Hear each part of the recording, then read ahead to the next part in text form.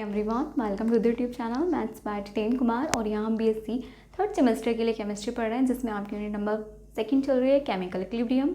ठीक है, और इससे पहले वाला लेक्चर हम लास्ट सोचे थे लेकिन वो नहीं हो पाया था, तो अब हम उससे आगे का इसमें करेंगे। हमने उसमें क्लैपेरॉन क्लॉसियस इक्वेशन स्टार्ट की थी, लेकिन हम वहाँ पर हम पूरा डेरिवेशन नहीं देख पाए थे, हम क्लैपेरॉन इक्वेशन तक ही देख पाए थे, तो उसके आगे का ठीक है आपको एक साथ ही नोट करना है। लेक्चर लेंदी हो जाता है, इसलिए हमने दो लेक्चर बनाने का, पार्ट 1 पार्ट 2 में कन्वर्ट करने का सोचा क्लैपेरॉन क्लॉसियस इक्वेशन को। ठीक है, तो आपने जो इससे पहले वाले लेक्चर में किया था उसके जस्ट नीचे से ही, उसके बाद से ही नोट डाउन करना है। ठीक है, तो आपने आपकी जो क्लैपेरॉन इक्वेशन आई थी वो आई थी आपकी, जो जहाँ हमने छोड़ा था लास्ट, वो आया था dp/dt इज इक्वल्स टू क्या आया था आपका q into T into delta v, ये आया था आपका। ठीक है, अब आपको बता दें कि जो Q है ये क्या है आपका, हीट ही तो है ना, या एनर्जी है, हीट। ठीक है, तो अब यहाँ हम क्या लिख सकते हैं, हम इसको और भी लिख सकते हैं, और करके क्या लिख सकते हैं कि dp/dt क्या लिख सकते हैं, delta H upon T delta V। ये भी आपके एक फॉर्म है, ये भी क्लॉसियस इसी की फॉर्म है। ठीक है, हमने इसी को क्या कर दिया है, जो क्लैपेरॉन इक्वेशन है उसमें Q की जगह डेल्टा H लिख दिया, क्योंकि एक ही बात है। ठीक है, Q और एक आप लिख सकते हो वेयर जो आपका डेल्टा H है वो क्या है, हीट ऑफ ट्रांसफॉर्मेशन। ठीक है, हीट ऑफ ट्रांसफॉर्मेशन मतलब जिसमें से वो ट्रांसफर होके दूसरी में जा रहा है। ठीक है, ये हो गया। अब आगे इससे आगे क्या कर सकते हैं, तो आपने अभी तक क्या माना था, हमने अभी माना था कि फेज़ जो 1 था, इससे पहले वाले लेक्चर में हमने माना कि फेज़ 1 फेज़ 2 के साथ क्या है, इक्विलिब्रियम में है। ठीक है, ये माना था। अब हम मान ले फॉर वेपराइजेशन। ठीक है, यहाँ पे लिखिए, हमने कंसीडर कर लिया वेपराइजेशन, हमने एक पर्टिकुलर फेज कंसीडर कर लिया for vaporisation.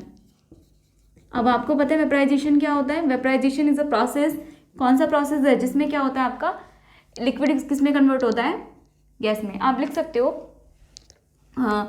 Conversion of liquid into gas is called vaporisation, यानी कि आपको पता है अब इस बार क्या है, लिक्विड का वेपराइजेशन किस हो रहा है, गैस से, यानी कि लिक्विड और गैस क्या है, इक्विलिब्रियम में। इस बार जो हमने फेज 1 और फेज 2 माने हुए थे, इस बार ये हो गया, हम ये मान सकते हैं फॉर वेपराइजेशन लिक्विड गैस में तो कन्वर्ट होता है, तो लिक्विड और गैस किस में है, इक्विलिब्रियम में। फॉर वेपराइजेशन हमने वेपराइजेशन के लिए मान लिया है, और यहाँ पे डेल्टा एच क्या हो जाएगा, ये है, तो डेल्टा एच क्या हो जाएगा, डेल्टा एच हो जाएगा डेल्टा एच वेपराइजेशन।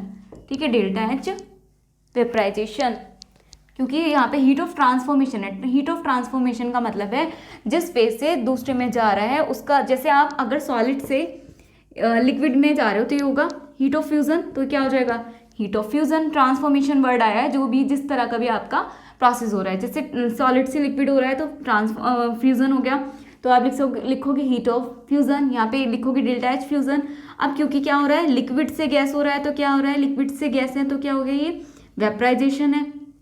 ठीक है, इसी तरह सब्लिमेशन होता है, तो आप जो भी प्रोसेस लोगे ट्रांसफॉर्मेशन की जगह वो आ जाएगा, तो यहाँ पे डेल्टा एच क्या हो गया, डेल्टा एच वेपराइजेशन के लिए। ठीक है, तो अब क्या हो जाएगा, सो आप जरा यहाँ पे वैल्यूज पुट करो, सो dp/dt, इसी को तो यहाँ तक तो क्लैपेरॉन ने दे दिया था। ठीक है, यहाँ तक तो क्लैपेरॉन बता के चला गया, यही इसी का दूसरा फॉर्म ये है, इस इक्वेशन का दूसरा फॉर्म ये है, यहाँ तक तो क्लैपेरॉन ने बता दिया। अब क्लैपेरॉन के बाद, ये क्लैपेरॉन ने बताया था, क्लैपेरॉन के बाद इसको मॉडिफाइड किसने किया था, क्लॉसियस ने। तो अब यहाँ से क्लॉसियस ने बताया कि ये जो अगर हम वेपराइजेशन के लिए लें, अलग अलग वेपर उन्होंने बताया। ठीक है, तो यहाँ पे देखो क्या किया उन्होंने, तो dp/dt था, ये किसके इक्वल है, डेल्टा एच। यहाँ पे क्या हो जाएगा, डेल्टा एच किसके बराबर है, वेपराइजेशन के, तो अपॉन में क्या हो जाएगा, टी इंटू, अब डेल्टा भी क्या होगा, यहाँ पे लिख लो, एंड जो डेल्टा वी है वो क्या होगा, आपको पता है डेल्टा वी क्या होता है, V2 माइनस V1 से ही हमने डेल्टा वी बनाया था, और V2 क्या था फेज 2 के लिए, इस बार फेज 2 क्या है, गैस है, तो ये क्या हो जाएगा, Vg माइनस VL, हीट हो जाएगा। इस बार हमने 1 और 2 की जगह फेज माना हुआ है।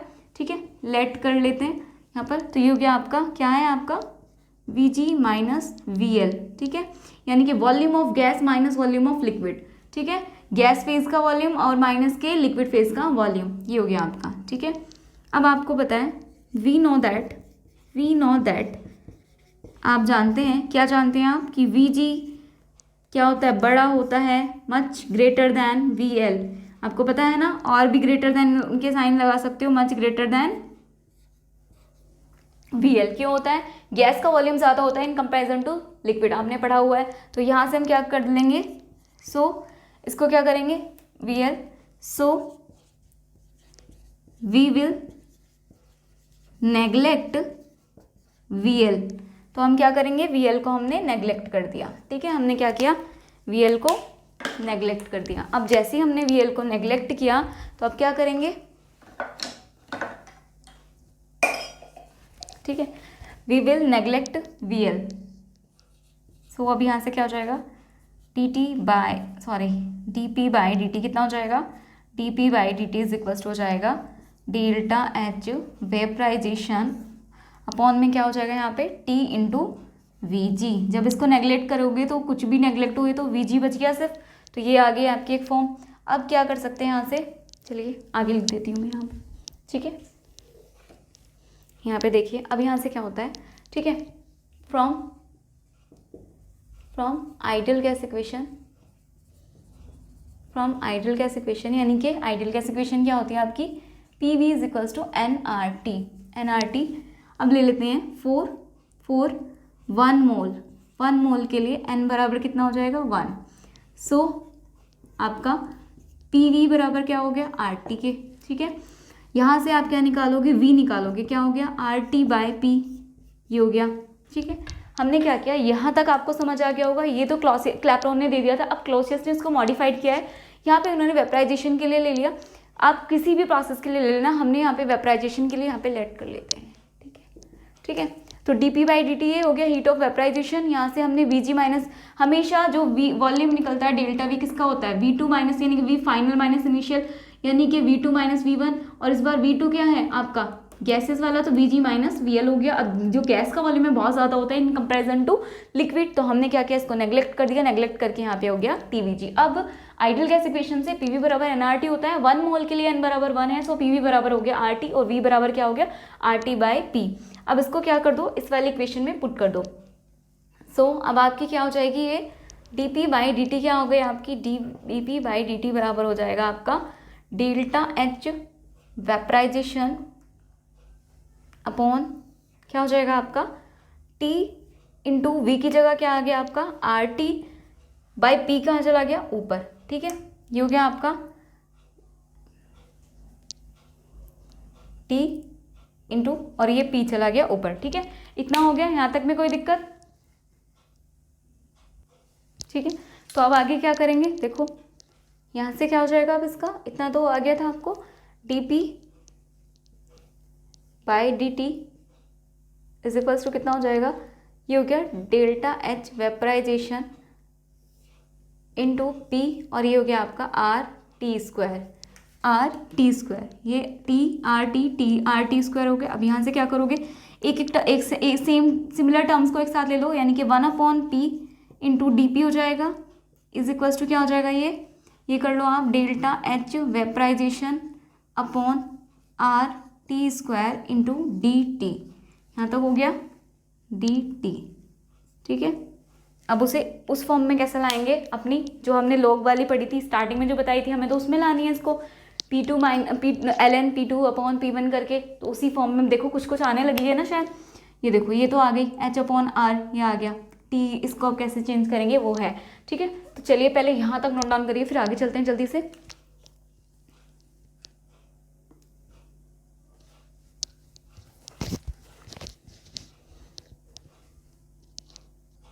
चलिए आपने नोट डाउन कर लिया होगा, अब आगे देखेंगे, मैं इसको रफ करूंगी, इसलिए पहले एक बार यहाँ से देख लीजिए, यहाँ तक आपका क्लैपेरॉन आ गया था, फिर इसके बाद हमने क्या किया, वेपराइजेशन के लिए चेंजेस किए। आप जो भी फेज के लिए निकालोगे यहाँ पे उसकी वैल्यूज पुट करते जाइएगा। यहाँ से हमने क्या किया, इसका क्योंकि वॉल्यूम ज़्यादा होता है तो इसको नेग्लेक्ट करके यहाँ तक ले आए, ठीक है। उसके बाद आइडियल गैस इक्वेशन लगा के हमने यहाँ तक अपनी टर्म बना ली, ठीक है।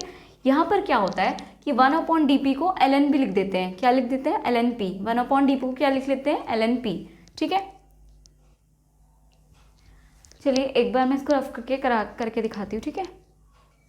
देखो 1 अपॉन डी पी को आप ये लिख सकते हो, ठीक है, डी एल एन पी, ठीक है, ये भी होता है, और अपॉन में आप कर लो इस वाले डी टी को एक साथ ले आओ। एक इक्वेशन ना आपकी मैं इससे आगे कराऊंगी, लेकिन ये वाली भी इक्वेशन होती है, इसलिए मैं आपको बस बता रही हूँ, ये हो गया आर टी स्क्वायर। क्या होता है कि चूँकि आप लिखो जो 1 अपॉन पी है, 1 upon P into D P, ये क्या होता है आपका एल एन पी हो गया, ठीक है, ln p। तो आपका इस तरह से आ सकता है, ठीक है, ये भी आप ध्यान रखिएगा। एक फॉर्म तो ये हो गई, आप ना ऐसा करो, इसको ब्रैकेट में कर लो, एक फॉर्म तो ये हो गई। अब और करके लिखेंगे हम इसी फॉर्म को, यहाँ से कैसे कर दो, इस वाले इक्वेशन से ऑन इंटीग्रेशन, ठीक है, ऑन इंटीग्रेशन।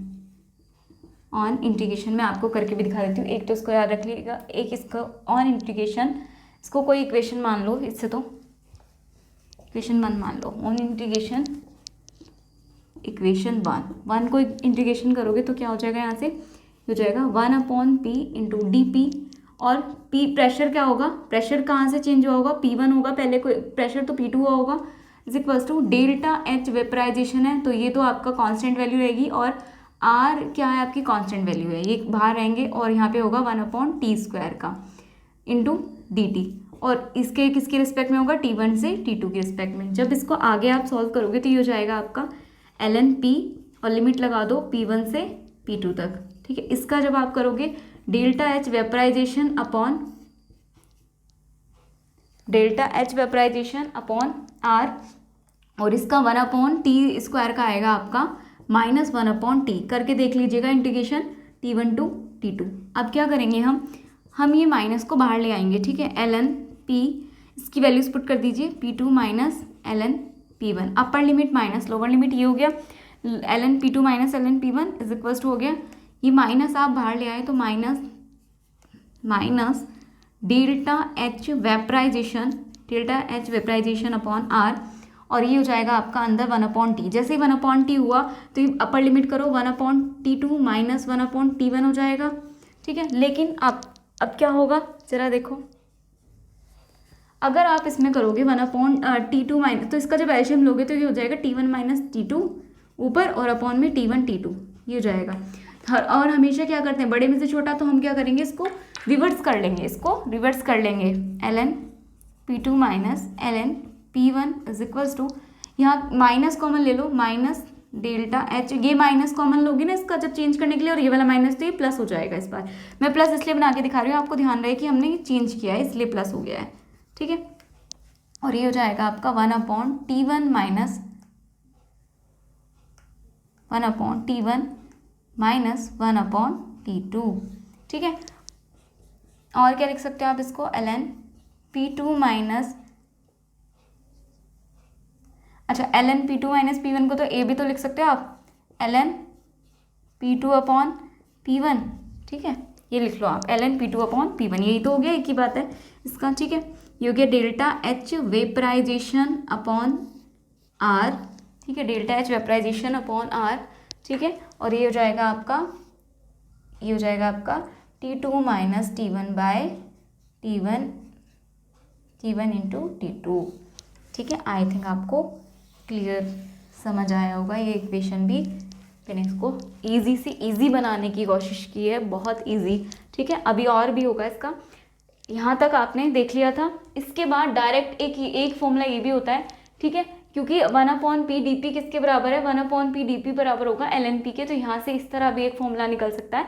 और दूसरा अगर आप इसको और सिंप्लीफाई करेंगे, एक तो ये हो गया, दूसरा इसका ही हमने इंटीग्रेशन किया, तो इंटीग्रेशन के बाद 1/p dp हो गया, इंटीग्रेशन किया, ये आपका कांस्टेंट है, r भी कांस्टेंट है, इसको बाहर ले लिया, इंटीग्रेशन हुआ 1/t² का, यहाँ से 1/p का आया ln p, लिमिट लगा दी P1 टू P2, क्योंकि अब हमने ये लिमिट क्यों ली थी T1 T2, क्योंकि टेम्परेचर वेरी करा होगा, इक्विलिब्रियम पे टेम्परेचर वेरी तो करना है हमें, टेम्परेचर प्रेशर वेरी करेंगे तभी हमें चेंज देखना था, किसमें, गैस फ्री एनर्जी में चेंज देखा था, ठीक है। तो टेम्परेचर प्रेशर वेरी करेंगे, तो टेम्परेचर और जैसे टेम्परेचर वेरी करेंगे प्रेशर पे क्या इफेक्ट पड़ेगा, ये तो देखना है।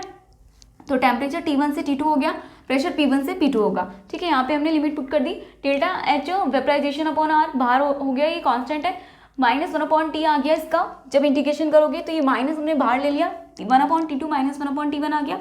यहाँ से क्या किया हमने, ये तो अभी ऐसे रहने दिया, चाहे तो आप इसी स्टेप में ये कर सकते हो, ठीक है। यहाँ से क्या किया हमने, इसको रिवर्स कर लिया, यहाँ पे इसको उल्टा कर लिया, तो यहाँ पे माइनस कॉमन आया, तो ये माइनस और वो वाला माइनस प्लस आ गया, 1/t1 माइनस 1/t2 हो गया। यहाँ से ln P2 अपॉन P1 कर लिया, यही तो होता है, ठीक है।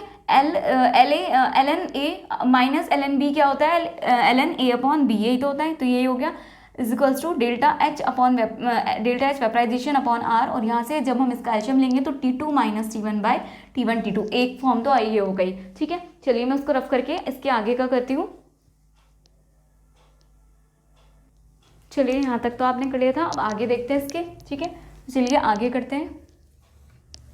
आगे क्या करेंगे, इस ln को कन्वर्ट कर लीजिए। आपको पता है ln किसके बराबर होता है, बिकॉज ln किसके बराबर होता है 2.303 log बेस 10 के, तो इसको कन्वर्ट कर लेंगे log बेस 10 के। चाहे तो आप ध्यान रखो या फिर नोट डाउन करना है तो नोट डाउन कर लीजिए। इसको जब कन्वर्ट करोगे तो हो जाएगा 2.303 log base 10 P2/P1 is equals to delta H vaporisation upon में आ जाएगा आपका R, और ये हो जाएगा आपका T2 minus T1 upon T1 T2, ठीक है। ये हो गया आपका। तो अब यहाँ से आप क्या लिख सकते हो, log base 10 P2/P1 is equals to आप लिख सकते हो डेल्टा H वेपराइजेशन अपॉन ये लिखोगे 2.303 R, ठीक है। तो ये हो जाएगा आपका T2 minus T1 bye T1 T2, ठीक है। ये हो गया आपका इक्वेशन नंबर नहीं, ये आ गया आपकी इक्वेशन कौन सी, दिस इज द कौन सी इक्वेशन है, क्लैपेरॉन क्लॉसियस इक्वेशन, ठीक है। दिस इज द, लिख लो, क्लैपेरॉन क्लॉसियस इक्वेशन, ठीक है। This is the Clapeyron Clausius equation. चलिए एक बार नोट डाउन कर लीजिए। आई थिंक आपको क्लियर हो गया होगा, यहाँ तक तो ये क्लियर था। उसके बाद हमने क्या किया, बस इसको ln को कन्वर्ट कर दिया log में ये वैल्यू ये हो जाएगी ln की जगह log P2/P1 is equal to delta H vaporisation upon 2.303 R T2 minus T1 upon T1 T2। ये उसका हो गया ना आरइनियस के जैसी। आरइनियस भी तो यही होती है, log बेस 10 K2/K1, बस आरइनियस किस में देती है रिलेशन, रेट कांस्टेंट टेम्परेचर में। इसने किस में दिया है, प्रेशर और टेम्परेचर में, है तो सेम वही। डेल्टा एच की जगह वहाँ पे आ जाता है। आरइनियस में क्या होता है, एक्टिवेशन एनर्जी की बात करते हैं तो एक्टिवेशन एनर्जी आ जाएगी 2.303 इंटू आर। बाकी तो सेम ही था, बस यही तो चेंजेस था। आपको रिलेट करके पढ़ोगे तो ध्यान रहेगा, T1 T2 यही तो था आपका सेम। तो ये आपकी आरइनियस इक्वेशन है और ये आपका क्लैपेरॉन इक्वेशन, ठीक है। इसकी कोई ज़रूरत नहीं है, ये तो मैं आपको बस बार बार याद दिलाने के लिए समझा रही हूँ इक्वेशन, ताकि आपको दोनों याद रहें, ठीक है। चलिए नोट डाउन करिए एक बार जल्दी से।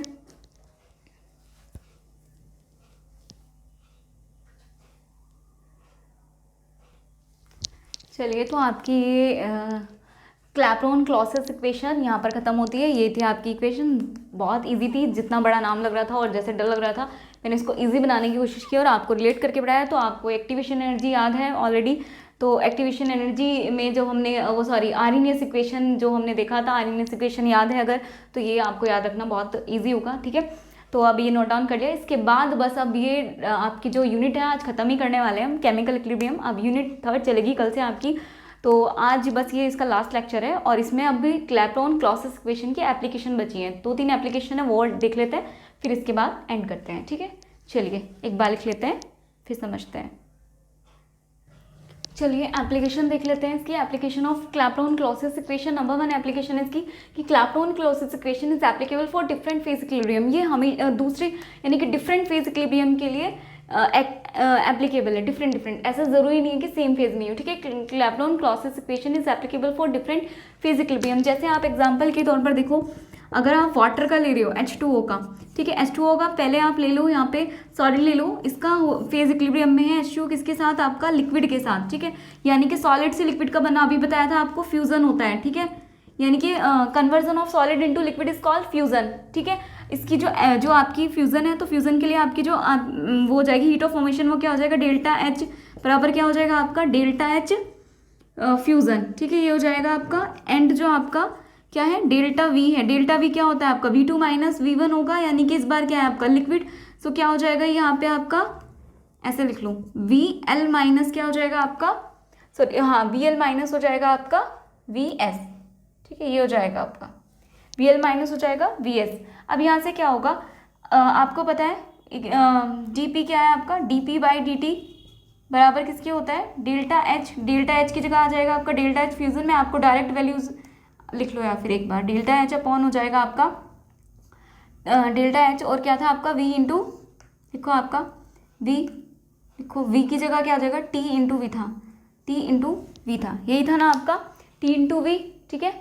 तो यहाँ पर तो v क्या है आपका, यहाँ पर v आएगा आपका लिक्विड माइनस, चलो एक बार ऐसे कर लेते हैं पहले तो t इंटू डेल्टा v कर देते हैं, ठीक है। ये क्योंकि ये होता है इसीलिए आपका क्या हो जाएगा, dp/dt क्या हो जाएगा आपका डेल्टा h क्या है आपका फ्यूज़न वाला आएगा, यहाँ पे क्या आएगा फ्यूज़न वाला, अपॉन में क्या आ जाएगा आपका, अपॉन में आ जाएगा आपका t इंटू वी की जगह क्या आएगा, डेल्टा v की जगह आएगा आपका VL माइनस VS, ठीक है। यहाँ तक आपको समझ आ गया। इसके आगे देखो मैं आगे यहाँ कर रही हूँ, इधर इतना आपको समझ आ गया, ठीक है।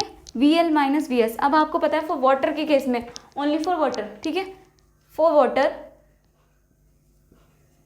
वाटर आपको पता होना चाहिए कि VS क्या है आपका, VS बड़ा है किससे, VL से, VS बड़ा है किससे, VL से। क्यों बड़ा है, सॉलिड का वॉल्यूम बड़ा हो रहा है, जबकि वॉल्यूम किसका ज़्यादा होना चाहिए, लिक्विड का होना चाहिए, लेकिन सॉलिड का ज़्यादा हो रहा है। तो आप यहाँ पे रीज़न भी लिख लो, ड्यू टू एक्सपेंशन की वजह से हो रहा है, ठीक है।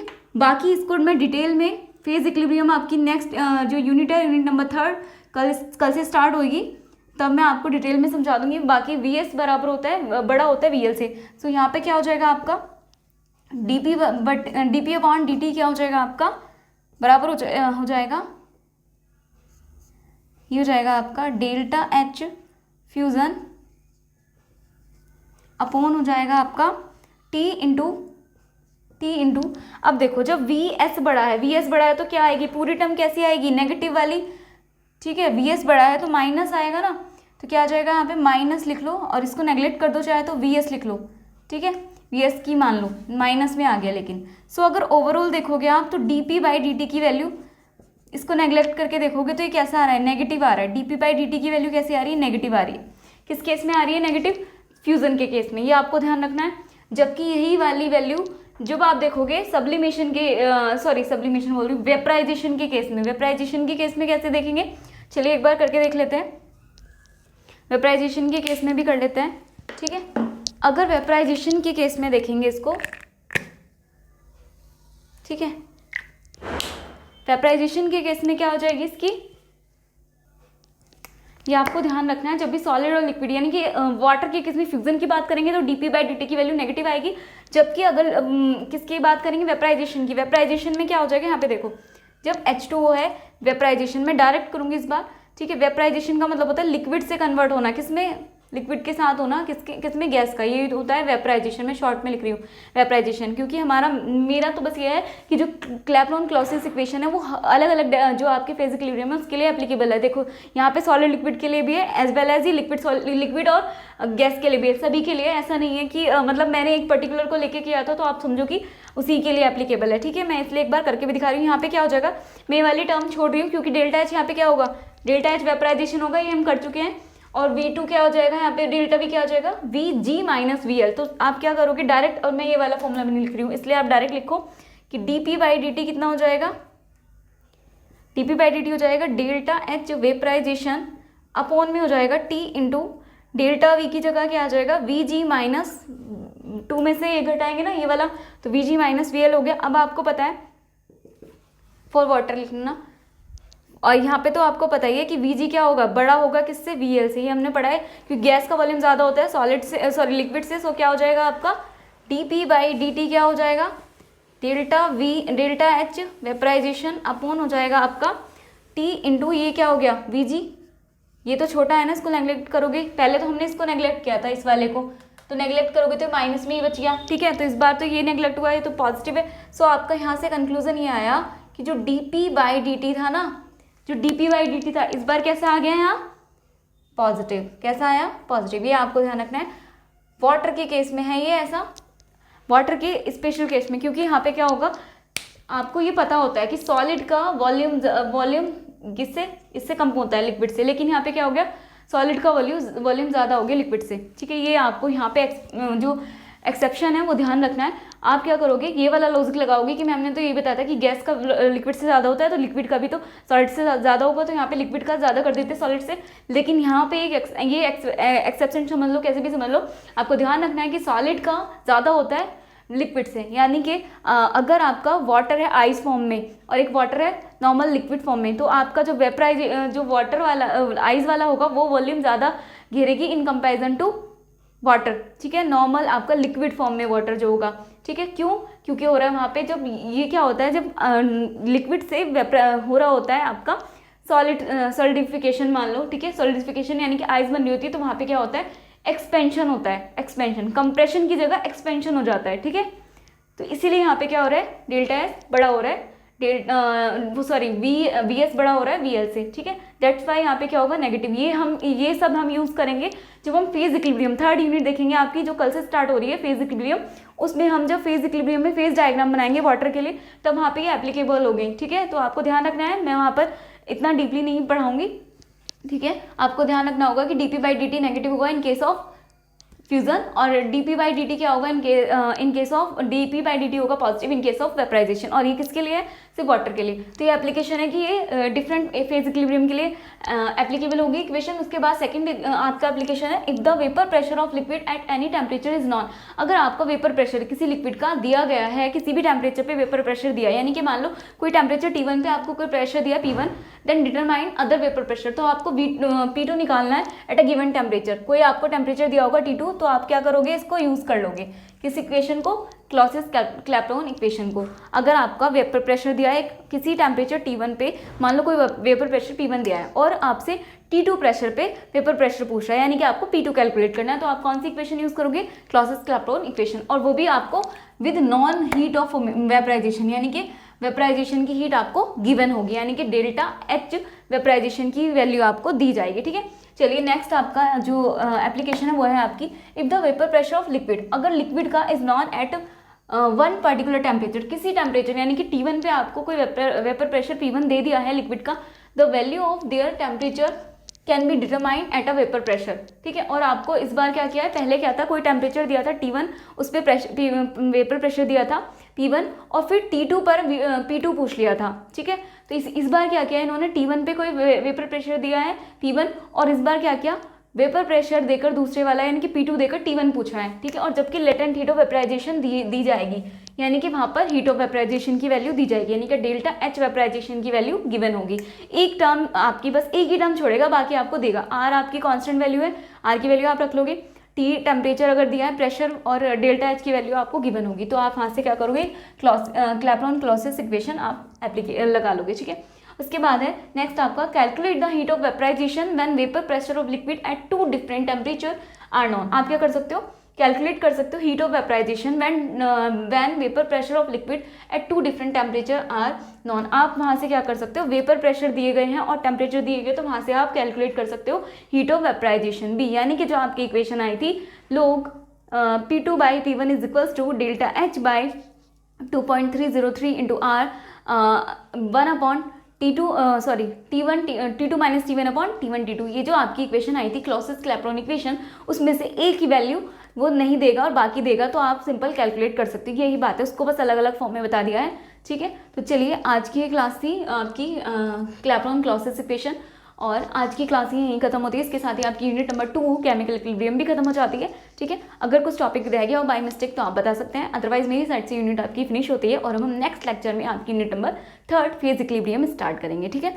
तो आज की क्लास के लिए इतना ही, thank you and keep learning. इसको नोट डाउन कर लीजिए।